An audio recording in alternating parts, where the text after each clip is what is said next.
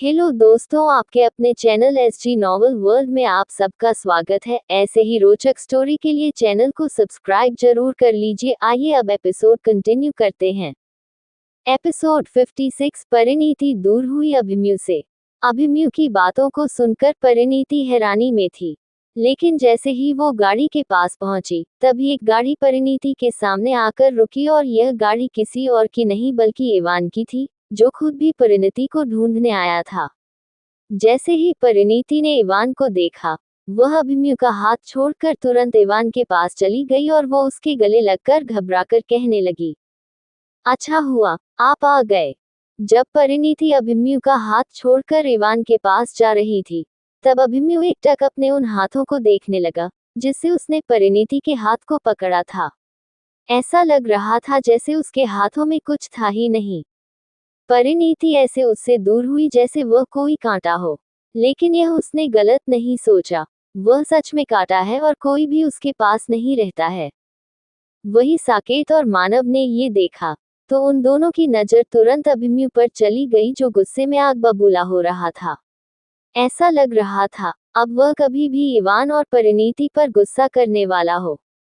वही जब इवान ने देखा कैसे परिणीति उसके गले लगी हुई है, तो उसकी नजर तुरंत अभिमन्यु पर चली गई, जिसे देखते ही उसने तुरंत परिणीति को खुद से दूर किया और उसके चेहरे को देखकर कहने लगा, भाभी आप ठीक तो हो ना? आपको कुछ हुआ तो नहीं? आपको पता है आपको लेकर नायरा कितना ज्यादा डर गई है।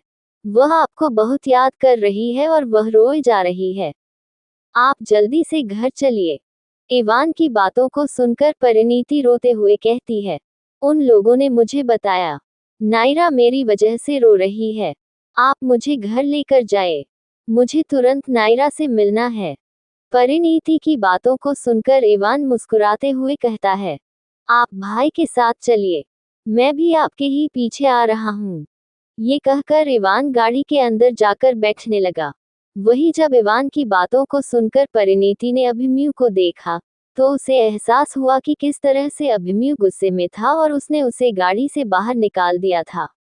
अब वह दोबारा अभिमन्यु के साथ नहीं जाना चाहती थी, इसलिए वह घबराकर कहने लगी, नहीं मैं उनके साथ नहीं जाऊंगी।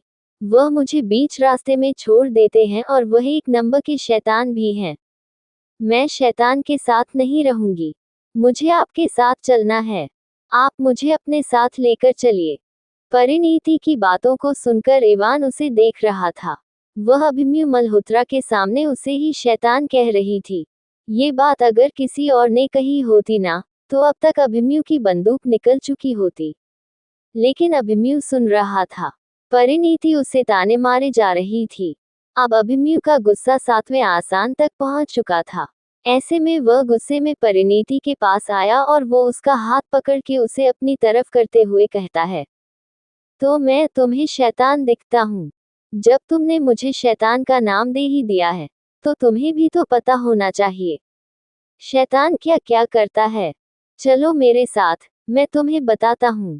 ये कहकर अभिमन्यु ने तुरंत परिणीति को गाड़ी के अंदर धक्का दिया और खुद भी गाड़ी में बैठकर ड्राइवर को कार चलने का इशारा किया। जिसके बाद साकेत भी जल्दी गाड़ी में बैठा, तो ड्राइवर गाड़ी लेकर वहां से निकल गया। परिणीति तो पहले से ही डरी हुई थी। अभिमन्यु के शैतानी रूप को देखकर वो और ज्यादा डर रही थी। जब अभिमन्यु ने देखा कि परिणीति उसे देखकर काफी ज्यादा डर रही है और डर की वजह से कांप रही है, तब वो अपने गुस्से को शांत करके साकेत से कहता है, सामने एक बेकरी होगी, वहां पर गाड़ी रोकना। अभिमन्यु की बातों को सुनकर साकेत, जो आगे खुद भी परेशान बैठा हुआ था, वह उसकी बात सुनकर हैरान था। जहां तक वह अभिमन्यु को जानता है, अभिमन्यु लास्ट टाइम सौम्या के साथ ही बेकरी गया था और उसने उसके लिए उसका मनपसंदीदा केक खरीदा था। ऐसे में वह बेकरी क्यों जाना चाहता है? इसी सब में वह कब बेकरी के पास पहुंच गए, इसका अंदाजा भी नहीं हुआ। ड्राइवर ने गाड़ी को बेकरी के सामने रोका, तो परिणीति भी खिड़की से उसी केक शॉप को देखने लगी। अभिमन्यु गाड़ी से बाहर निकला और साकेत को इशारा किया। साकेत भी गाड़ी से बाहर निकला और अभिमन्यु को देखने लगा। तभी साकेत उसके इशारे को समझकर बेकरी के अंदर चला गया। जिसके बाद अभिमन्यु चुपचाप वापस गाड़ी में आकर बैठ गया। कुछ समय बाद साकेत गाड़ी के पास आया और अभिमन्यु की तरफ के शीशे को ठोकने लगा। ड्राइवर ने शीशा नीचे किया तो साकेत ने अपने हाथ में रखी हुआ छोटी सी पेस्ट्री का बॉक्स अभिमन्यु को देते हुए कहा, ये लो तुम्हारा ऑर्डर। पता नहीं तुम मुझसे क्या क्या करवाना चाहते हो। क्या तुमने मुझे इसी काम के लिए अपने पास रखा है? मैं क्या तुम्हें नौकर दिखता हूँ कि तुम कुछ भी मंगवाते रहते हो? साकेत की बातों को सुनकर अभिमन्यु शैतानों की तरह मुस्कुराते हुए कहता है, क्या तुम्हें यह नहीं लगता है कि ये तुम्हारी पनिशमेंट है? तुम भूल गए हो मैं पनिशमेंट के तौर पर कुछ भी दे सकता हूँ, और अगर तुम्हें नौकर बनने के लिए कह रहा हूँ ना तो वह भी बन जाओ।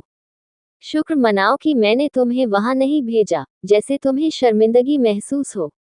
अभिमन्यु की बातों को सुनकर साकेत ने मुंह बना लिया तो वही अभिमन्यु उसके हाथों से पेस्ट्री का बॉक्स लेकर परिणीति को देते हुए कहता है, तुम्हें भूख लगी होगी, ये लो ये तुम्हारे लिए है, जो साकेत खुद खरीद कर लाया है।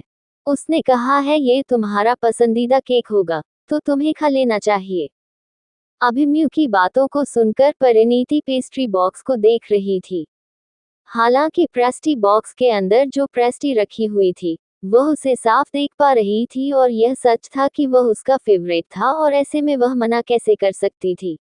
अगर अभिमन्यु ने दिया होता तो वह शायद नहीं लेती, लेकिन साकेत ने दिया था तो वह मुस्कुराते हुए वो बॉक्स लेकर और साकेत को देखकर कहने लगी, आप सच में बहुत अच्छे हो, आपका शुक्रिया, लेकिन मैं ये नायरा को दूंगी। एपिसोड 57 परिणीति को दूर रखो। कुछ ही समय में वह लोग मल्होत्रा मेंशन पहुंच चुके थे। परिणीति जैसे ही घर के अंदर आई तो उसने देखा नायरा सोफे पर बैठकर रोए जा रही है। उसके सिसकने से ये सब जाहिर हो रहा था कि वह कितने ज्यादा वक्त तक रो रही थी। ये देखकर परिणीति जल्दी से नायरा के पास आ गई और उसके गले लग गई। नायरा ने जब परिणीति को अपने सामने देखा तो उसने तुरंत उसको कसकर गले लगा लिया। ऐसा लग रहा था जैसे अब अगर उसने परिणीति को छोड़ दिया तो परिणीति फिर से कहीं गायब हो जाएगी। वही अभिमन्यु भी परिणीति के साथ ही घर के अंदर आया हुआ था। जब उसने ये सब देखा तो उसे काफी बोरियत हुई। हालांकि वह परिणीति को ढूंढना नहीं चाहता था, लेकिन सिर्फ अपनी बहन के कहने पर वह उसे ढूंढने गया था।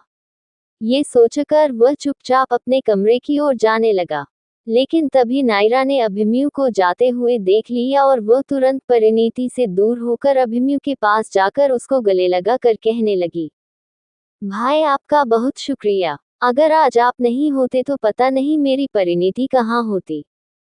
मैं जानती हूँ आप परिणीति को पसंद नहीं करते हो, लेकिन आप फिक्र मत करो, परिणीति तब तक आपके पास नहीं जाएगी जब तक आप खुद नहीं कहोगे। मैं आपसे वादा करती हूँ वह कोई ऐसा काम नहीं करेगी जिससे आपको परेशानी होगी। आप बस उसे कुछ होने मत देना। आपको पता नहीं है, वह मेरी अमानत है और अगर उसे कुछ हो गया ना तो शायद मैं खुद को कभी माफ नहीं कर पाऊंगी।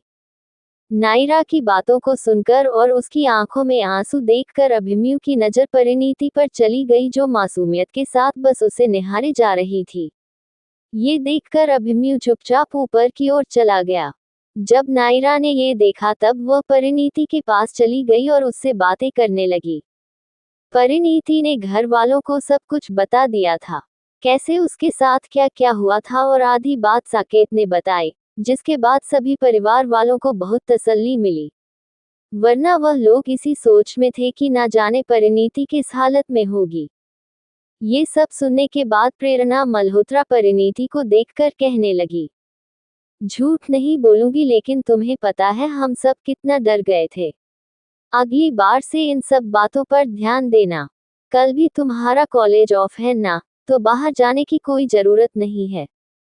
प्रेरणा मल्होत्रा की बातों को सुनकर परिणीति उन्हें देखकर मुस्कुराई तो आकृति मल्होत्रा उन सभी से कहने लगी, अब तुम लोग जाकर अपने कमरे में आराम करो।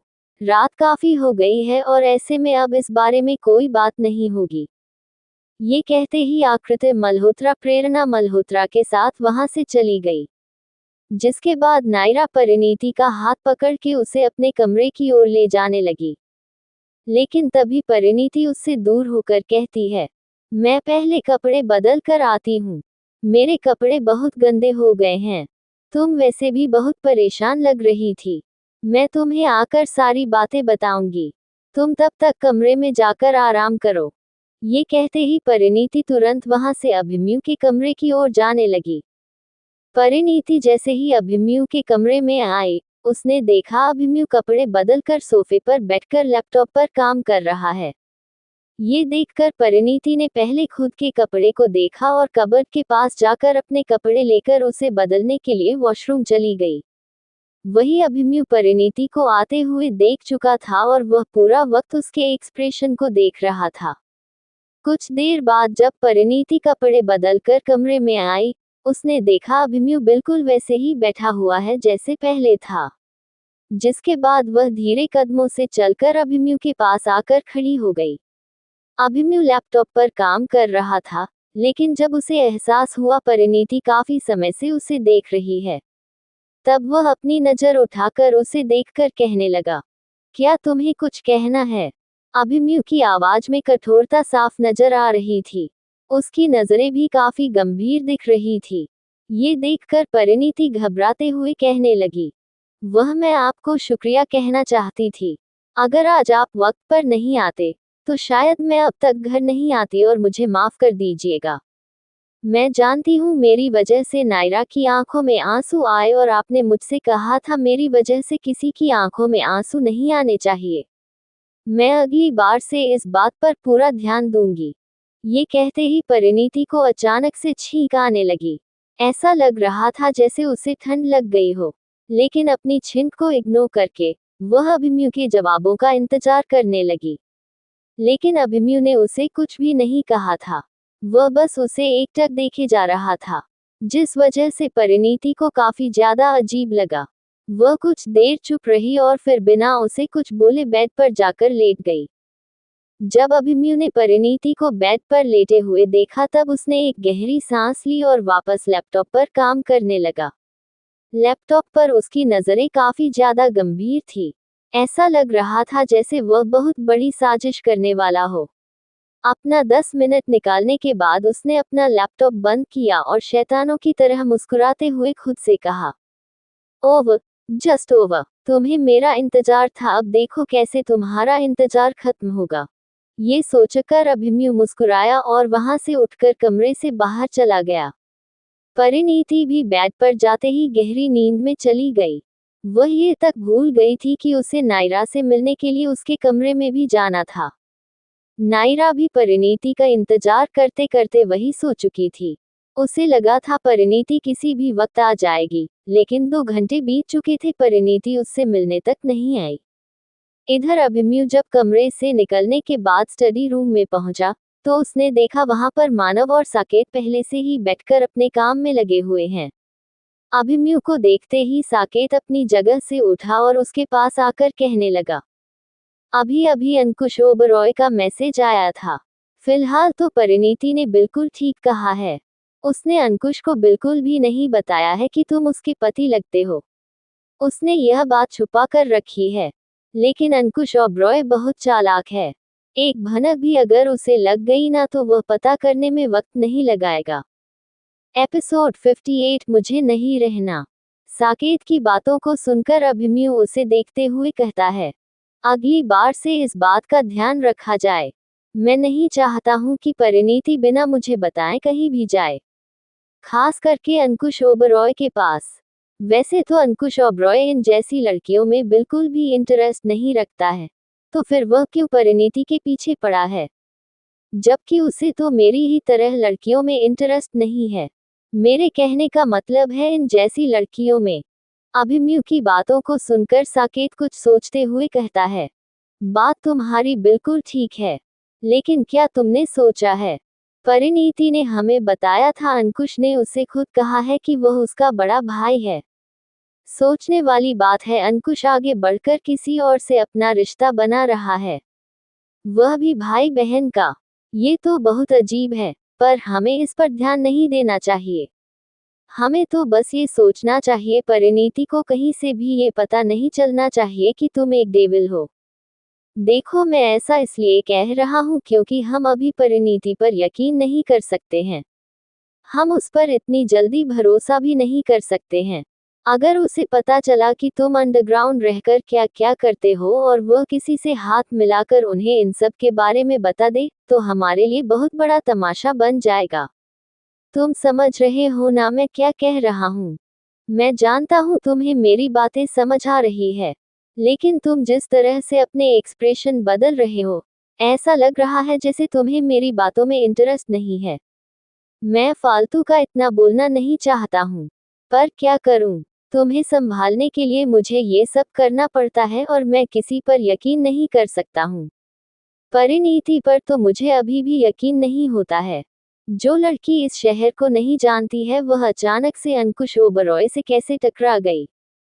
साकेत की बातों को सुनकर अभिमन्यु उसे देख रहा था। तभी मानव साकेत के पास आकर कहने लगा, मुझे तो पता ही नहीं चलता है कि आप लोग अच्छे इंसान पर इतनी जल्दी भरोसा क्यों नहीं करते हो। मैडम बिल्कुल अच्छी है और दिल की पूरी सच्ची है।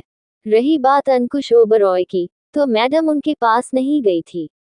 वह खुद मैडम के पास आया था और इवान सर ने तो बताया था ना, मैडम की पहली मुलाकात अंकुश ओबरॉय से अस्पताल में हुई थी।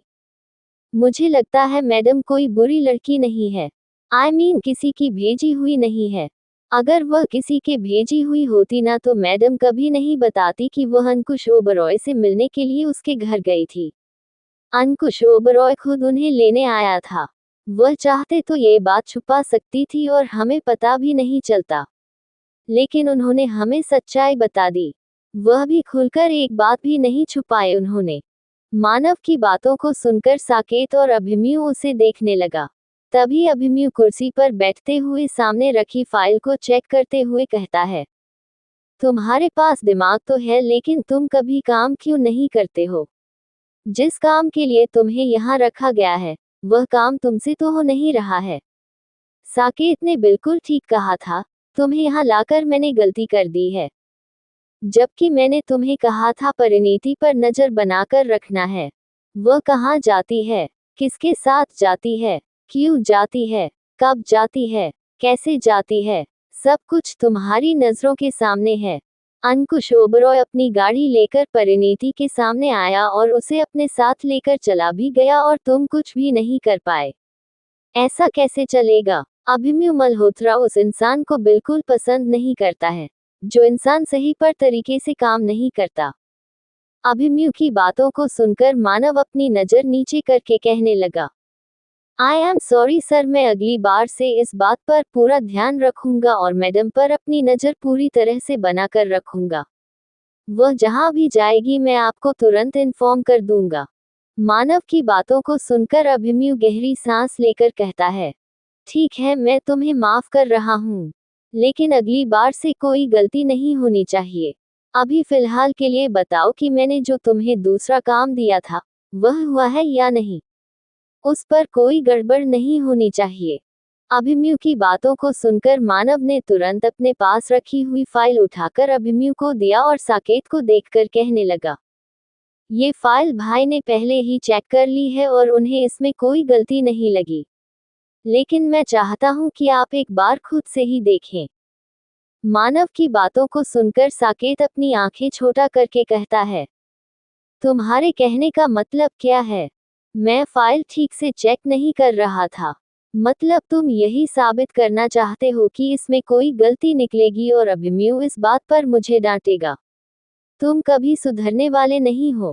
पहले भी तुम वैसे ही थे और आज भी ऐसे ही हो। साकेत को गुस्से में देखकर मानव उसे देखकर कहने लगा, ऐसी बात नहीं है भाई, आपने चेक किया है। मैं जानता हूँ उस पर कोई गलती नहीं होगी। मैं बस सर को इसलिए कह रहा हूँ चेक करने के लिए ताकि सर को यकीन हो सके कि मैंने कोई गलती नहीं की है। क्योंकि सर को तो मुझसे भी ज्यादा आप पर भरोसा है, तो भला वह आपको क्यों डांटेंगे? तारांकन। मानव की बातों को सुनकर साकेत का मुंह बन गया, तो वही अभिमन्यु मानव को देखकर कहने लगा, ठीक है, मैं इसे बाद में देख लूंगा। वैसे भी मुझे तुम पर भी पूरा भरोसा है। अभी फिलहाल के लिए तुम यहाँ से जा सकते हो। तुम्हारा काम होगा तो मैं तुम्हें बुला लूंगा।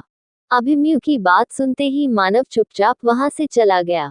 मानव के जाते ही साकेत अभिमन्यु के पास बैठते हुए कहने लगा, यार मुझे इसके साथ नहीं रहना है, तुम प्लीज इसे यहाँ से भेज दो ना। जब मैं इसको अपने सामने देखता हूँ तो मुझे बहुत गुस्सा आता है। कहने को तो यह मेरा खुद का सगा भाई है, लेकिन इसकी हरकतें ना मुझे वह पुरानी चीज याद दिलाती है, जिसे याद करके मेरा खून खौलता है। एपिसोड 59 तुम उसे परेशान क्यों कर रहे हो?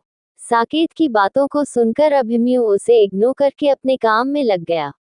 जब साकेत ने ये देखा तो उसका मुंह बन गया, लेकिन वह जानता था इस समय काम करना ज्यादा जरूरी है, इसलिए वह भी अभिमन्यु के साथ बैठकर काम में लग गया। अगले दिन परिणीति की जब आंखें खुली तो उसने फोन में समय देखा। सुबह के 8 बजे बज चुके थे।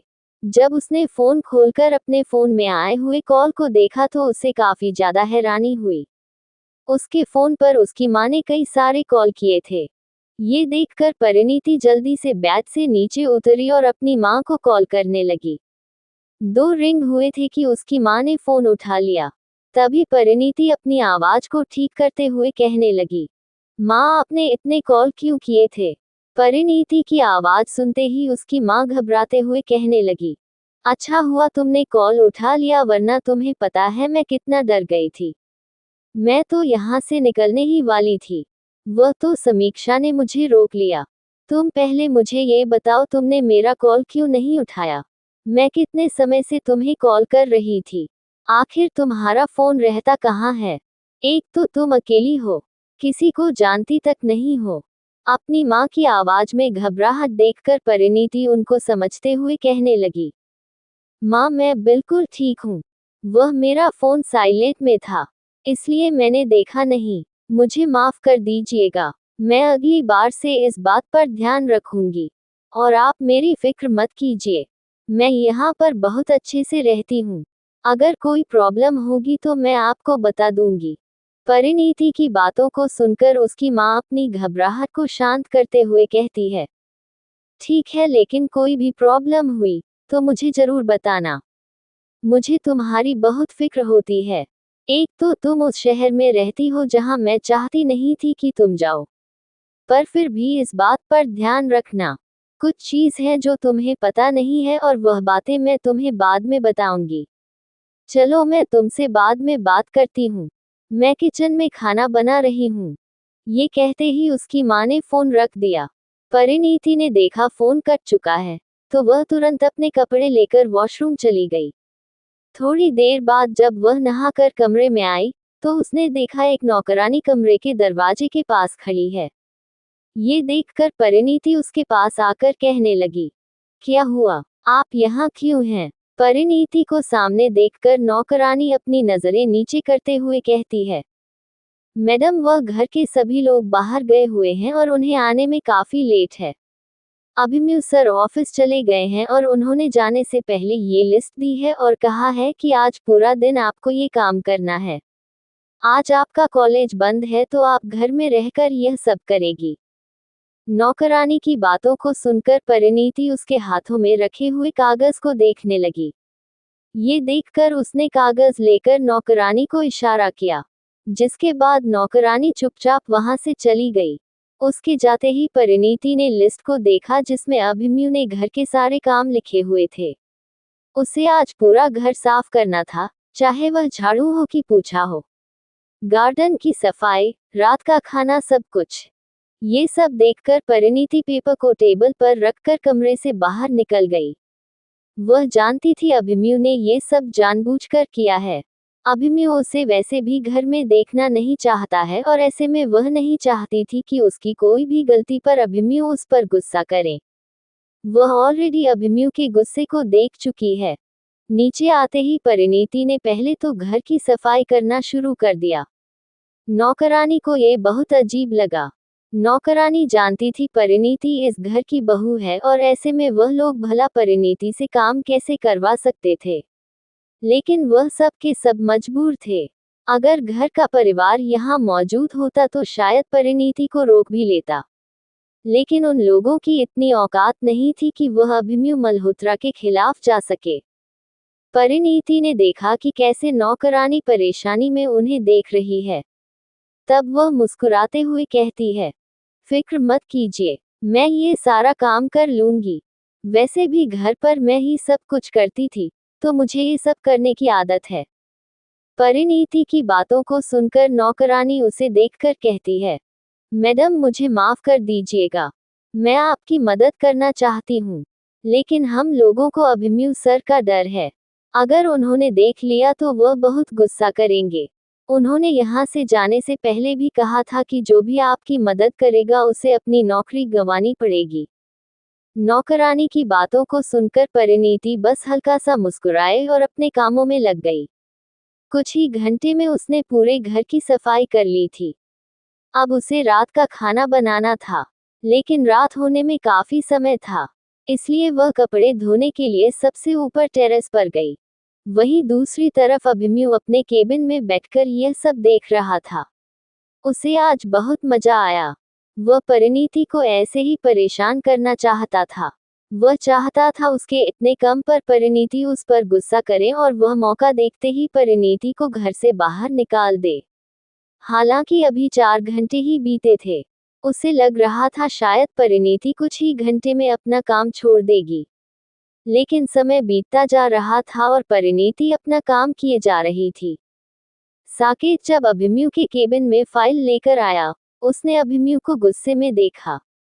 हालांकि अभिमन्यु लैपटॉप स्क्रीन को देखकर गुस्से में था, जिस वजह से वह बिना कुछ बोले तुरंत अभिमन्यु के पीछे आ गया और लैपटॉप स्क्रीन पर सीसीटीवी फुटेज को देखने लगा, जिसमें साफ दिखाई दे रहा था परिणीति टेरेस पर कपड़े धो रही है और कपड़े भी इतने सारे कि ऐसा लगा था किसी ने जानबूझकर आधे कपड़े गंदे कर दिए हो। जानबूझकर यह सोचते ही साकेत हैरान होकर कहने लगा, 1 मिनट, क्या तुमने जानबूझकर आधे कपड़े गंदे किए थे ताकि परिणीति को धोना पड़े? तुम इतने खुदगर्ज कैसे हो सकते हो? अभिमन्यु, मैं मानता हूँ कि तुम्हें परिणीति नहीं पसंद, लेकिन जिस तरह से तुम हरकत कर रहे हो ना, ऐसा लग रहा है कोई 5 साल का बच्चा अपनी माँ को परेशान कर रहा है। देखो अभिमन्यु, तुम्हें अगर परिणीति से बदला लेना ही है ना तो और भी तरीके हैं। तुम इस तरह से उसे परेशान कर रहे हो। तुम उसकी हालत देख रहे हो, वह बार बार अपने सर पर हाथ रख रही है। ऐसा लग रहा है उसके सर में दर्द है और उसके चेहरे को देखो, वह कितना लाल हो गया है और तुम उससे कपड़े धुलवा रहे हो। एपिसोड 60 अभिमन्यु, इसकी जिंदगी और बर्बाद होगी। साकेत की बातों को सुनकर अभिमन्यु आंखें छोटी करके कहता है, तुमने सिर्फ उसे कपड़े धोते हुए देखा है।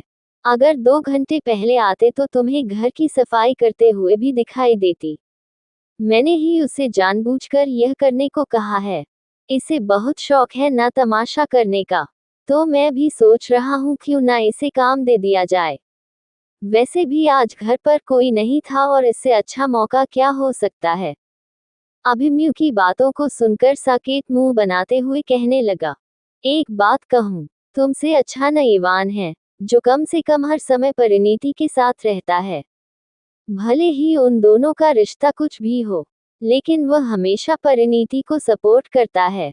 उसे एक तकलीफ होती है तो वह तुरंत उसके सामने आ जाता है, और एक तुम हो जो बार बार उसे दर्द देने की कोशिश करते हो। साकेत की बातों को सुनकर अभिमन्यु गुस्से में दांत पीसकर कहने लगा, तुमने बिल्कुल ठीक कहा, परिणीति और इवान के बीच में कुछ तो चल रहा है। तभी तो जब देखो वह दोनों साथ दिखाई देते हैं। मेरा भाई परिणीति को प्यार करता हो, या फिर ऐसा हो सकता है परिणीति मेरे भाई को अपने जाल में फंसा रही हो, क्योंकि मैं तो उसके हाथ में नहीं आ सका। शादी भले ही उसने मुझसे की हो, लेकिन साथ मेरे भाई का निभा रही हो। सच कह रहा हूँ, ऐसी लड़कियों की ना मेरे घर में रहने की औकात नहीं है। पर क्या करूँ, अपने परिवार की वजह से मजबूर हूँ, वरना अब तक उसे धक्के मार कर निकाल देता। अभिमन्यु की बातों को सुनकर साकेत हैरान होकर कहने लगा, तुम्हें क्या हो गया है अभिमन्यु? तुम पहले ऐसे नहीं थे। तुम किसी भी लड़की के बारे में ऐसा कैसे सोच सकते हो? मैं मानता हूँ कि तुम्हें परिणीति नहीं पसंद, लेकिन फिर भी तुम्हें ये कहने से पहले सोचना चाहिए। सोचो, अगर यह बात परिणीति को पता चली तो उसे कितना बुरा लगेगा। देखो जिस तरह से वह काम कर रही है ना, मुझे लगता है रात तक उसकी तबीयत खराब हो जाएगी। घर में 50 नौकर हैं जो मिलजुल कर काम करते हैं, लेकिन यहाँ तुमने उन सभी का काम एक इंसान को सौंप दिया है। सोचो उसकी क्या हालत होगी। तुम ये बिल्कुल ठीक नहीं कर रहे हो। लगता है मुझे कुछ करना होगा। ये कहकर साकेत वहां से जाने लगा, लेकिन इससे पहले कि वह आगे बढ़ता तभी अभिमन्यु उसे रोककर कहता है, अगर तुमने उसकी मदद करने के बारे में सोचा या फिर उसकी मदद की तो अगली बार से अपना चेहरा मत दिखाना और मेरे ऑफिस में आने की जरूरत नहीं है। यहाँ और भी लोग जो तुमसे भी बेहतर काम करते हैं। अभिमन्यु की बातों को सुनकर साकेत को बहुत बुरा लगा। ऐसा नहीं था कि अभिमन्यु ये सब पहली बार कह रहा है। इससे पहले भी उसने कई बार उसके काम को किसी और के साथ कंपेयर किया है, जबकि यह बात अभिमन्यु भी जानता है उसके जैसा काम यहाँ कोई नहीं कर सकता है। पर फिर भी अभिमन्यु के गुस्से को देखकर वह उसकी बातों को भूलकर मुस्कुराते हुए कहता है, ठीक है मैं उसकी मदद नहीं करूंगा, लेकिन याद रखना जिस तरह तुमने सौम्या को खोया है ना, कहीं ऐसा ना हो कि तुम्हें परिणीति को भी खोना पड़े। बस फर्क इतना होगा तुम सौम्या से प्यार करते थे, इसलिए उसके खोने के बाद तुम ऐसे बन गए हो, लेकिन परिणीति के जाने के बाद कहीं तुम पागल ना हो जाओ। वैसे भी आधे पागल तो तुम हो ही। कुछ कहता हूँ तो तुम्हें समझ नहीं आता है। ओह सॉरी मैं तो भूल गया था, मैं तो ऑफिस में हूँ। तुम्हें सर कहकर बात करना चाहिए। मीन आपको आप कहकर बात करना चाहिए। मैं अगली बार से ऑफिस में घर की कोई भी बात नहीं करूँगा। वैसे भी आप कहाँ मेरी बातें सुनते हैं। ये कहकर साकेत गुस्से में केबिन से बाहर चला गया। साकेत के जाते ही अभिमन्यु मुंह बनाकर खुद से ही कहता है, आखिर ये लड़की कर क्या रही है। साकेत जो कल तक परिणीति को पसंद नहीं करता था, उस पर यकीन नहीं करता था और उसे काम करता हुआ देखकर इसे बुरा लग रहा है। यहाँ तक कि ये मदद भी करने जा रहा है। लेकिन मैं जानता हूँ परिणीति जरूर कोई काम करने यहाँ आई है, वरना वो ऐसे मुझसे शादी नहीं करती। मेरा नाम सुनकर लड़की पीछे भागती है और यह मेरे कमरे में रहकर आराम से सोती है। कोई नहीं, मैं अपने सौम्या की जगह किसी को भी नहीं दूंगा, चाहे वो कोई भी क्यों ना हो। हाँ लेकिन सौम्या की तरह इसे मरने नहीं दूंगा, क्योंकि शायद उसकी मौत मेरे हाथों लिखी होगी।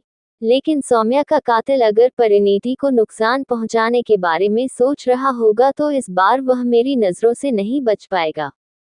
ये सोचकर अभिमन्यु ने गुस्से में मुट्ठी बंद कर ली। वहीं दूसरी तरफ काम करते करते शाम के 5 बजे बज चुके थे। अब बारी थी खाना बनाने की। किचन में आते ही परिणीति सबके लिए खाना बनाने लगी। तभी एक नौकरानी परिणीति के पास आकर कहती है, मैडम घर के सभी लोग आ चुके हैं और वह लोग आपको ही ढूंढ रहे हैं। मैंने कह दिया है आप किचन में है। अगर आपकी परमिशन हो तो क्या मैं उनसे कह दूं कि घर का सारा काम आज आपने किया है, ताकि वह लोग आपको किचन से छुट्टी दिलवा सके। नौकरानी की बातों को सुनकर परिणीति उसे रोकते हुए कहती है, नहीं नहीं इसकी कोई जरूरत नहीं है, मैं बिल्कुल ठीक हूँ, मैं बस आराम करूंगी तो ठीक हो जाऊंगी। बस खाना ही तो बनाना है, वह भी बनने ही वाला है। आप उन लोगों से कह दीजिए कि मैं अभी किचन में खाना बनाकर बाहर आ रही हूँ। परिणीति की बातों को सुनकर नौकरानी हैरान होकर कहती है, लेकिन मैडम आप खुद को तो देखिए, आपकी आंखें और आपका चेहरा लाल हो चुका है। ऐसा लग रहा है जैसे आपकी तबीयत खराब भी हो रही है। बाकी का नेक्स्ट एपिसोड नेक्स्ट पार्ट में कवर करेंगे। कहानी को लाइक शेयर कमेंट जरूर करें और प्लीज लाइक भी जरूर करें। Thank you.